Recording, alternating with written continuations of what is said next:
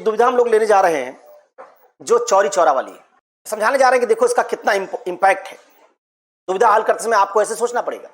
आज आप अक्सर सुनते होंगे कि हमारे राष्ट्र के खिलाफ कोई जाएगा, हमारे राष्ट्र की एकता अखंडता के खिलाफ जाएगा, तो फिर हम कोई बात सुनते नहीं है। राष्ट्रवाद का उभार हो रहा है आजकल।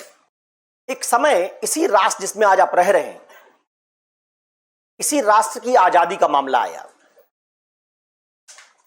और इतिहास के विद्यार्थी होने के नाते आप सब उससे परिचित होंगे, इतनी उम्मीद है। और भारत में एक आंदोलन अंग्रेजों के खिलाफ शुरू हुआ,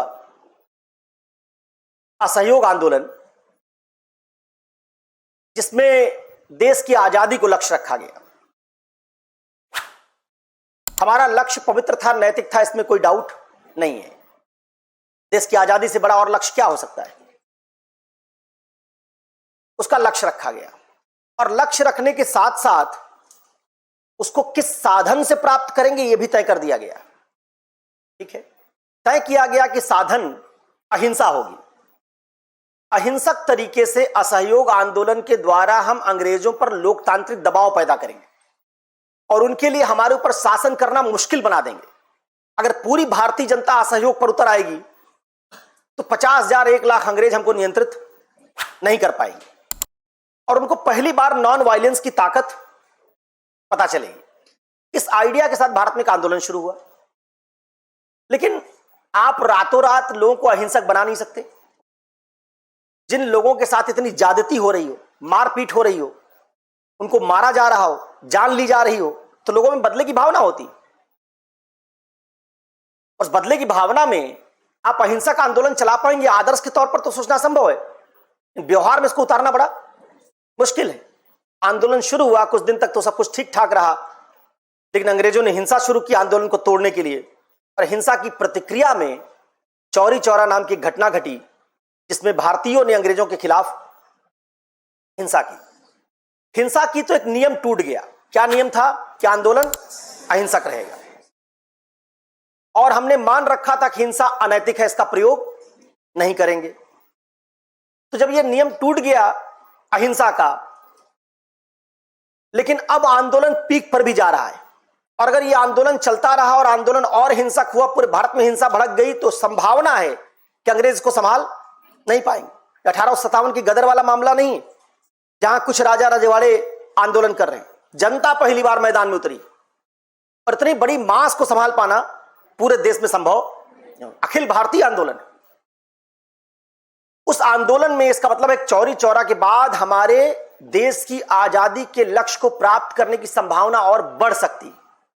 तो अगर हम परिणाम के लिहाज से सोचें और देश की आजादी को महत्वपूर्ण माने, उसी देश की आजादी को जिसके बारे में कह रहा हूं कि आज हम उसके एकता अखंडता के खिलाफ नारा सुनने के लिए भी तैयार नहीं होते, कहते हैं टुकड़े टुकड़े गए हैं ना, उसी देश की आजादी को हासिल करना एक समय हमारे लिए सबसे पवित्र लक्ष्य था। और उस देश की आजादी आंदोलन के भड़कने पर और बढ़ जाती उसकी संभावना। और अगर आंदोलन वापस लेंगे तो पूरे देश में निराशा हो सकती है। फिर दोबारा आप जनता को बुलाएंगे तो आंदोलन के लिए नहीं आएगी। लोग काम काज नौकरी उकरी छोड़ के आए हैं, बहुत त्याग किया है, सैक्रिफाइस किया है। तो हमारे सामने क्या दुविधा बन गई? क्या दुविधा बन गई? अगर हम लोगों के त्याग, सैक्रिफाइस, पूरे देश में जो माहौल बना है, आंदोलन पीक पर है, उसको ध्यान में रखें, देश की आजादी के मामले को ध्यान में रखें, तो आंदोलन वापस नहीं लेना चाहिए। और अगर हम अहिंसा के आइडिया को ध्यान में रखें तो हमको आंदोलन वापस ले लेना चाहिए, क्योंकि ये सही तरीके से आंदोलन नहीं चल रहा है। अब देखो क्या महत्वपूर्ण बात है ये। गांधी ने इस दुविधा को हल किया और पूरे देश के मूड के खिलाफ जाकर इस दुविधा को हल किया। क्या किया? आंदोलन वापस ले लिया।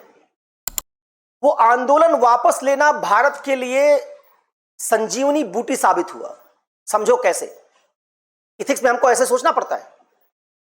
गांधी ने आंदोलन वापस लिया, उस दिन तय हो गया कि भारत में कितना ही पवित्र लक्ष्य क्यों ना हो, उसके लिए आपको बातचीत करनी पड़ेगी, उसके लिए आपको भूख हड़ताल करनी पड़ेगी, धरना देना पड़ेगा। आप हथियार नहीं उठा सकते, क्योंकि देश की आजादी से ज्यादा पवित्र लक्ष्य और कुछ नहीं। 1919-20 के 21 के दौर के बाद 1947 तक एक भारत छोड़ो आंदोलन के अपवाद को छोड़कर अगले 26-27 सालों तक भारतीयों ने अंग्रेजों से पिटाई खाना सीखा, पिटना सीखा, पिटे, जेल गए, भूख हड़ताल सीखी, धरना सीखा, प्रदर्शन किया। क्या किया? 26-27 साल पिटना सीख के अपना टॉलरेंस बढ़ाया, लोकतांत्रिक तरीके से विरोध प्रदर्शन करना सीखा।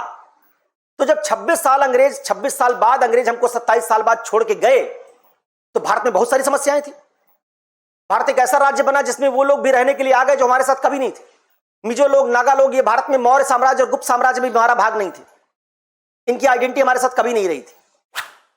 भाषाई समस्या थी, गरीबी की समस्या थी, तमाम समस्याएं थी। लेकिन 26 साल जिस देश की जनता ने किसी सबसे बड़ी मांग के लिए भी हथियार नहीं उठाया था, इतनी सारी पहचान जिसको दुनिया में यूरोपीय लोग तो कहते थे कभी राज्य बन ही नहीं सकता। वहां माना जाता था जर्मन लोगों का, जर्मनी बोलने वालों का एक राज्य, फ्रेंच बोलने वालों का एक राज्य, स्पेनिश बोलने वालों का एक राज्य, एक साथ इतनी पहचान राज्य नहीं होती। डिक्लेयर कर दिया लोगों ने कि तो संस्कृति का अमेजन है। इतनी सारी संस्कृतियों को कौन संभालेगा? कभी रहे ही नहीं साथ में। उन भारतीयों ने ना सिर्फ अपनी आजादी को बचा लिया बल्कि अपने राज्य क्षेत्र का विस्तार कर लिया। गोवा आ गया, सिक्किम आ गया, हमारा राज्य क्षेत्र बढ़ता चला गया।